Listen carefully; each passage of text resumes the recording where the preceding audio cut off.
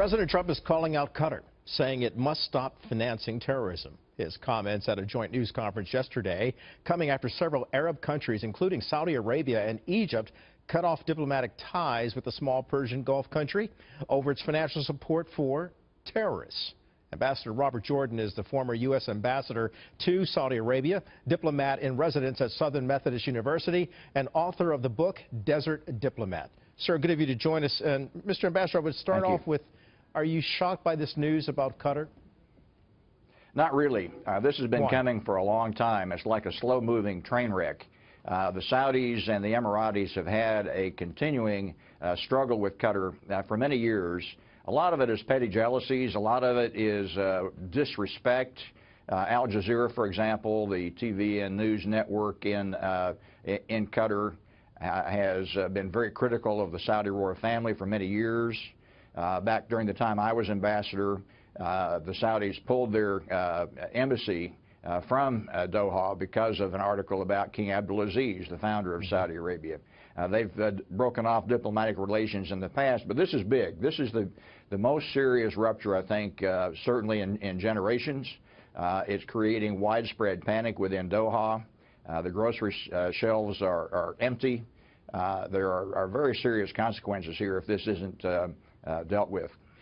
Ambassador, how bad can it get in terms of the relationship that the United States shares with those countries in the Middle East pertaining to Qatar and the fact that we have U.S. military operations conducted there? It could be very serious. We have tremendous national interest in maintaining relations both with the Saudis and Emiratis on the one hand and the Qataris on the other. The Al Udeid Air Base in Qatar is, I think, the largest air base in the Middle East. I've flown in there. It's a gigantic operation. So we can't simply walk away from that.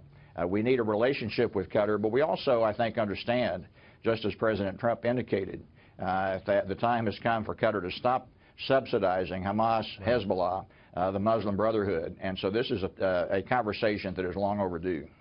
It seems like, and quite plausible to assume that because of the fact that Qatar has supported Hamas and Hezbollah and the Muslim Brotherhood, that they're trying to play both sides of the fence. They're trying to make nice with the United States and also its Arab allies, and at the same time, fueling and funding terrorism. That's exactly right. We've been saying this for years. They're playing a double game, and the time has come for them to decide whose side they're on. So what should the United States do along with Saudi Arabia and those other Arab allies like Bahrain and UAE that have come against Qatar in terms of saying, stop it, let's move forward, let's band together, particularly when you look at President Trump here along with the King of Saudi Arabia, and then all of the other kings were there as well when he just visited there a couple of weeks ago, and one would have thought that the Middle East was getting itself together and becoming a solid ally in terms of developing some unity, but we can see from this that the Middle East is still very troubled.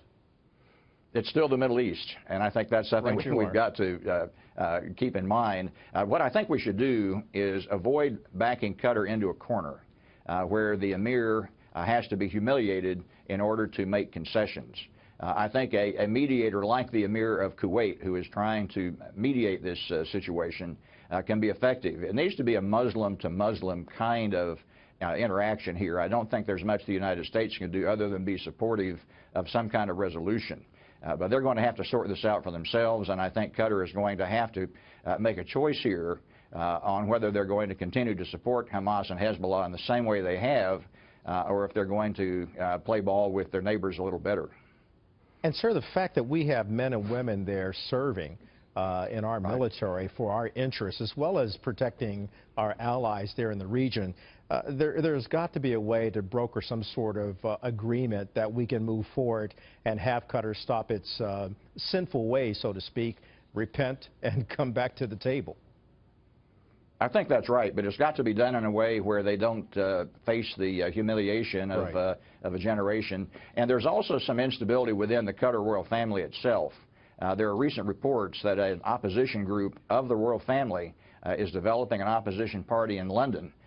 So this is something we need to watch as well. It could be very destabilizing if the emir doesn't catch on to what he's going to need to be doing here. Ambassador Robert Jordan, good of you to join us today, sir. And again, the name Thank of your you. book is Desert Diplomat, and my best to those at Southern Methodist University where you now serve. Thank you. All right, sir.